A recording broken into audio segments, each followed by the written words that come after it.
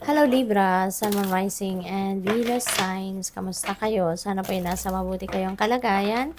Welcome back po sa Star Tarot. At kung bago kayo dito, welcome din po kayo. Please subscribe, like, share my videos, and leave me a comment kung nakaresonate po kayo. Thank you. So, tingnan natin kung ano mga messages ninyo for today. But before that, shout out muna no, sa ating beloved channel member po na si @nel0929. Thank you po for being here. Thank you for your support sa channel. God bless you. So, first message ninyo is Ace. This is a new beginning energy. Si Ten of Swords din, this is also a new beginning energy, no? But, magkaibang sitwasyon. So, we have Ace, no? Tingnan mo agad. Ito agad ang nakita ko yung tubig, no? Na nag-arch dyan, pababa, pabagsak. So, overflowing, no? Ang laman ng cup na yan, kaya lumalagpas na, nag-overflow na. So, overflowing of blessings ang dadating. Ano, at yung promise kasi ng Ace of Cups is kung ano yung kailangan mo, yun ang ibibigay sa'yo. At ang maganda rito, you're super blessed kasi kung ano man ang ibibigay sa'yo, ano mang ibe-bless sa'yo ng universe, that's gonna come in abundance. Sobra-sobra to para sa'yo. This is going to be an overflowing of blessings na ibibigay sa'yo. More than enough para sa'yo, para sa mga mahal mo sa buhay, so that you can also share them now with other people na kahit hindi mo kaano-ano. Diba? So, napakaganda. It could be anything, no? It could be anything. Depende yan sa pangangailangan ninyo.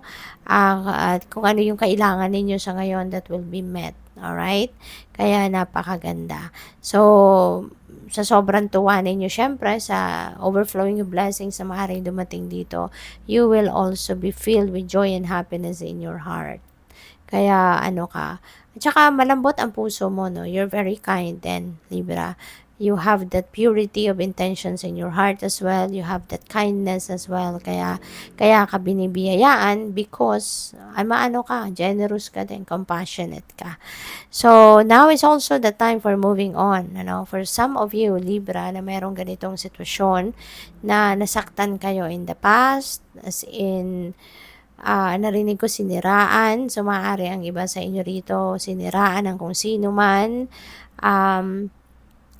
Siguro, nabahiran, kumbaga, ang inyong dignity, ang inyong integrity dahil dito sa paninira ng kung sino man. So, it really affected you in a big deal, no? So, maaaring may ganon or pwedeng related ito sa relationship, no? Relationship with your person, with a kaibigan or with a family, no? Na talaga nasaktan ka ng bonggang-bongga dito kasi you never expected, no, na masasaktan kayo ng mga mahal mo sa buhay. Kaya maaring matagal ang naging epekto nito sa buhay mo, klaseng pananakit. Maaring you were betrayed, you were cheated on, diba? At kung ano-ano pa, baka niloko kayo sa pera, na binudol kayo, na scam kayo. So, whatever the case may be, you suffered a lot dito, no, for a long time.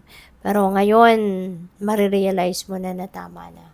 No, this is the end of it. No, ayaw mo na masaktan ka palalo ng matagal, ayaw mo na mag-suffer, ayaw mo nang makulong sa sitwasyon na ito na malungkot kayo at siguro iniiyakan nyo pa rin ito.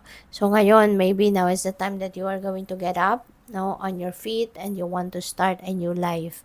O pwedeng kasama mo pa rin, connected ka pa rin sa mga taong nakapanakit ng inyong damdamin, but pwede rin, no? Pero pwede rin na wala na sila sa buhay mo. Totally siguro tinanggal mo na rin sila sa buhay mo.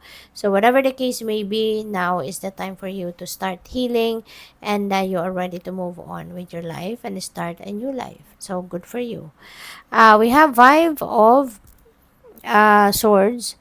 So, meron ditong away, meron diskusyon. So, maaaring related pa rin ito dito sa 10 of swords. Maaaring nagkasakitan kayo ng kung sino man dito, no, na matindi. Maaaring meron mga sinabi silang hindi maganda sa'yo or baka ikaw yung meron sinabi din sa kanila. And nag-part ways kayo ng hindi nagkakaintindihan. Nag-part ways kayo ng malabo, no, kung ano ang kung anong estado ng inyong relasyon, no, with each other. So, yun. So, tignan natin kung ano pa ang mga kaganapan kay Libra. Let's see what else, no? And by the way, shout out muna sa ating beloved channel member. Nasabi ko na ba? Why not? Ulitin natin. Hello at shout out sa ating beloved channel member na si Atnel0929. Thank you for being here. So, don't let pride get in your way. Okay? Kasi naman, nakakasira din talaga to. Pambasag ito ng ng relasyon, si pride. Kasi, mas maganda, di ba, na mas humble na lang tayo, magpakumbaba na lang tayo, mas maging compassionate na lang tayo, rather than pairalin natin ang pride. Kasi imbes na magkakaayos na, hindi pa, di ba, mapoprolong pa ang pag-aaway, mapoprolong pa ang tampuhan, something like that. So, but we are all given free will, okay? So, it's all up to you kung anong gagawin ninyo sa pride ninyo. If you're going to keep it, di ba, then be ready for the consequences. And if you are choosing to release your pride, and then of course mas magiging masaya kayo, diba? So what else?